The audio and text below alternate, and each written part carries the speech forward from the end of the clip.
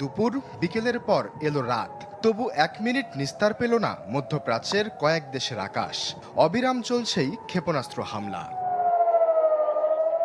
Iran বনাম Israel ও যুক্তরাষ্ট্র।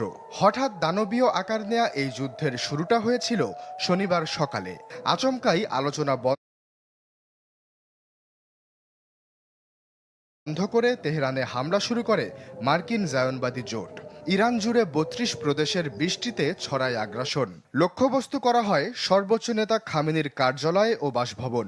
বাদ যায় না গোয়েন্দা সদর দপ্তরও।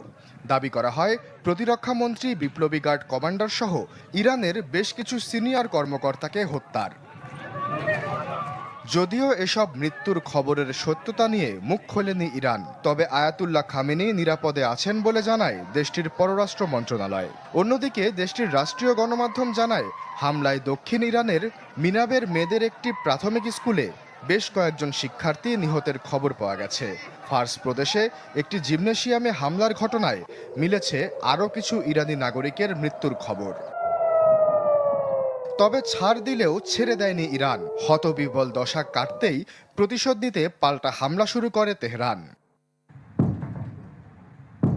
প্রথমেই ইসরায়েলে ছোড়া হয় ক্ষেপণাস্ত্রের বহর, যার মধ্যে বেশ কিছু আয়রন ডোম ভূপাতিত করলেও অন্তত অর্ধশত মিসাইল আঘাত হানে দখলদার ভূখণ্ডে। এতে হতাহতের খবর জানা না গেলেও বেশ কিছু অবকাঠামোর ক্ষয়ক্ষতির তথ্য মিলেছে। পাশাপাশি ইরানের তরফ থেকে হামলা হয় কাতার, বাহরাইন, সৌদি আরব, কুয়েত ও সংযুক্ত আরব আমিরাতের বিভিন্ন মার্কিন ঘাঁটিতে। কাতারের আল উদেইদ, সংযুক্ত আরব আমিরাতের আল ধাফরা ও বাহরাইনে ইউএস ফিফথ ফ্লিট ঘাঁটিতে।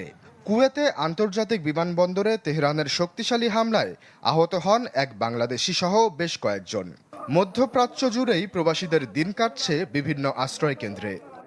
আমরা যখন এয়ারপোর্ট এন্ট্রি করি সন্ধ্যা 5টায়, তখন বোয়িং A330 একটা বিমান ছিল, ওটার পাশে একটা পড়ছে, ঠিক আছে। আর টার্মিনাল 1-এর পাশে একটা পড়ছে। আমরা ওই একটা সেফটি প্লেসে আছি। এছাড়া আমিরাতের আবুধাবিতে একজন নিহতের খবর মিলেছে। হামলার পরপরই বন্ধ করে দেয়া হয়েছে ইরাক, কুয়েত, সিরিয়া, কাতার ও আমিরাতের আকাশসীমা।